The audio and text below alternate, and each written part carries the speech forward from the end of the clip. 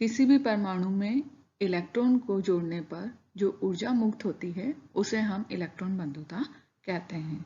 अब इलेक्ट्रॉन बंधुता को प्रभावित करने वाले कारक के बारे में पढ़ेंगे। Factor affecting electron affinity.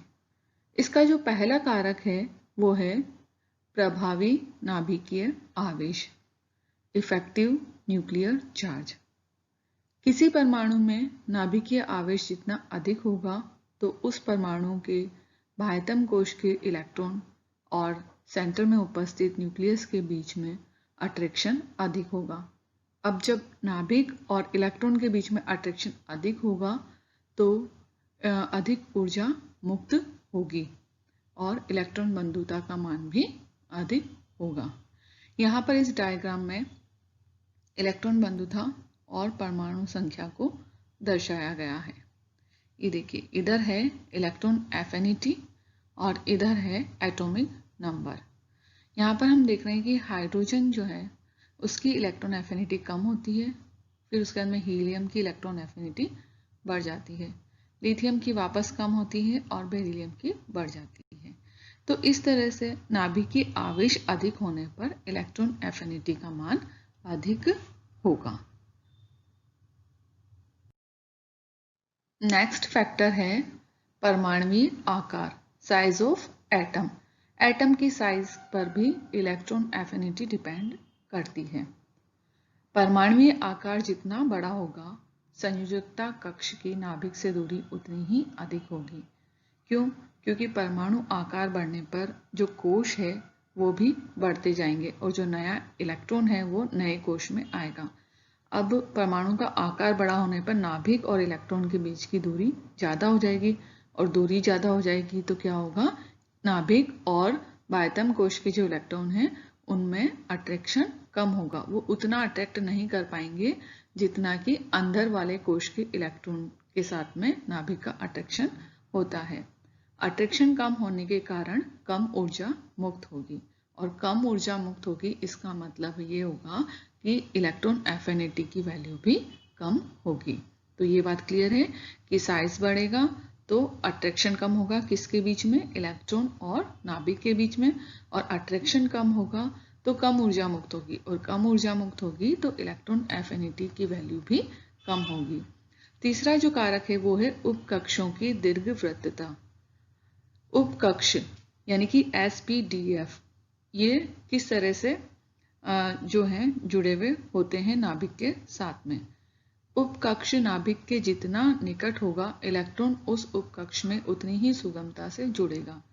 अब उपकक्ष का मतलब है जो कक्षक हैं SPDF, तो हमने आपको बताया था पहले भी कि जो S ऑर्बिटल होता है वो नाभिक के ज़्यादा नज़दीक होता है और हम ये बात यहाँ पे कह रहे हैं कि जो कक्षक नाभिक के जितना निकट होगा तो उस कक्षक में इलेक्ट्रॉन आसानी से जुड़ जाएगा, तो उस कक्षक के लिए इलेक्ट्रॉन बंधुता का मान ज़्यादा होगा।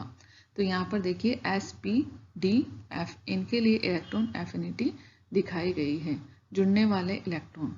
तो S जो है वो नाभिक के सबसे अधिक निकट होता है, उसके बाद में P थोड़ा दूर होता है, D और भी दूर होता है और F जो है वो नाभिक से अधिक दूरी पर होता है। तो जो सबसे निकट होगा उसमें आसानी से इलेक्ट्रॉन जुड़ जाएगा। चौथा कारक है इलेक्ट्रॉनिक विन्यास, इलेक्ट्रॉनिक कॉन्फ़िगरेशन। अब हमें पता है कि जो हाफ फील्ड ऑर्बिटल होते हैं और फुल फील्ड ऑर्बिटल होते हैं उनकी स्टेबिलिटी ज़्यादा होती है।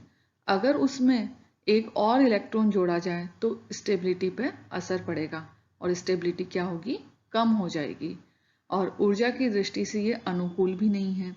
तो जब हाफ फील्ड ऑर्बिटल होंगे और फुल फील्ड ऑर्बिटल प्रेजेंट होंगे तो इलेक्ट्रॉन एफिनिटी का मान कम होगा, क्योंकि उन हाफ फील्ड और फुल फील्ड ऑर्बिटल में इलेक्ट्रॉन जब जुड़ेगा तो कम ऊर्जा मुक्त होगी, इसीलिए इलेक्ट्रॉन एफिनिटी की वैल्यू भी कम होगी। जैसे यहाँ पर एक एग्जाम्पल दिया हुआ है, कार्बन के लिए इलेक्ट्रॉन एफिनिटी और नाइट्रोजन के लिए इलेक्ट्रॉन एफिनिटी। अब यहाँ पर हम देखें तो कार्बन का इलेक्ट्रॉनिक कॉन्फ़िगरेशन क्या है, 1s2 2s2 2p2। यहाँ p में कितने इलेक्ट्रॉन हैं, 2 इलेक्ट्रॉन हैं। जबकि नाइट्रोजन में हम देखें तो इसका electronic configuration 1s2, 2s2, 2p3 है। 2p3 का मतलब है ये जो p ऑर्बिटल है वो हाफ फिल्ड है, इट मीन्स ये स्टेबल है। अब इसमें एक और इलेक्ट्रॉन अगर जोड़ा जाए तो कम ऊर्जा मुक्त होगी, इसीलिए जो नाइट्रोजन है उसकी इलेक्ट्रॉन एफिनिटी की वैल्यू कम होती है, जबकि कार्बन की ज़्यादा होती है, क्योंकि यहाँ पर 2p में एक इलेक्ट्रॉन और जोड़ा जा सकता है और जोड़ने पर ऊर्जा अधिक मुक्त होगी, इसीलिए कार्बन की इलेक्ट्रॉन एफिनिटी जो है वो ज़्यादा होती है। कार्बन में अपूर्ण p कक्षक आसानी से इलेक्ट्रॉन ग्रहण करके अर्धपूर्ण विन्यास में बदल जाएंगे। अर्धपूर्ण विन्यास में बदलना वो ज़्यादा पसंद करेंगे, क्योंकि जो हाफ फील्ड इलेक्ट्रॉनिक कॉन्फ़िगरेशन होता है वो ज़्यादा स्टेबल होता है और कोई भी एटम जो होता है वो स्टेबिलिटी को पाना चाहता है। वहीं पर नाइट्रोजन के लिए चूंकि अर्धपूर्ण विन्यास है, ठीक है, अभी हमने देखा यहाँ पे कि नाइट्रोजन के लिए जो p ऑर्बिटल है वो हाफ फील्ड है, आधा भरा हुआ है, इट मीन्स ये स्टेबल है। इसमें एक और इलेक्ट्रॉन लेना अनुकूल नहीं होगा। अगर एक और इलेक्ट्रॉन ये लेगा तो क्या होगा, इसकी स्टेबिलिटी नष्ट हो जाएगी, ये स्टेबल नहीं हो पाएगा। पूर्णतः भरे हुए कक्षक में नए इलेक्ट्रॉन को जोड़ने की कोई संभावना नहीं होती। क्यों? क्योंकि पूरे भरे हुए ऑलरेडी भरे हुए हैं, तो उसमें और कोई इलेक्ट्रॉन जुड़ ही नहीं सकता है, तो वो वैसे ही स्टेबल होते हैं। अतः उनके लिए इलेक्ट्रॉन बंधुता का मान 0 होगा। तो ये बात आपको ध्यान रखनी है कि जितने भी एटम हैं जिनमें जो ऑर्बिटल्स है वो फुल फिल्ड हो, तो उनके लिए इलेक्ट्रॉन एफिनिटी की वैल्यू हमेशा 0 होगी, क्योंकि फुल फिल्ड ऑर्बिटल में और इलेक्ट्रॉन नहीं जोड़े जा सकते हैं। पांचवा जो कारक है वो है परिरक्षण प्रभाव, शील्डिंग इफेक्ट।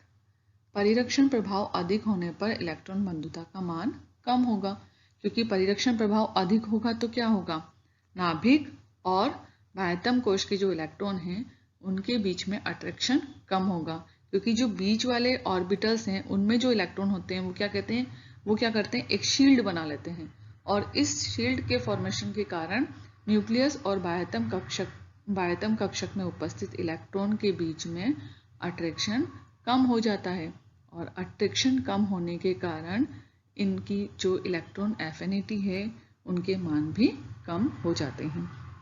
तो आपको ये बात ध्यान रखनी है कि परिरक्षण प्रभाव अधिक होगा में शील्डिंग इफेक्ट अगर ज़्यादा है तो इलेक्ट्रॉन बंधुता का मान कम होगा।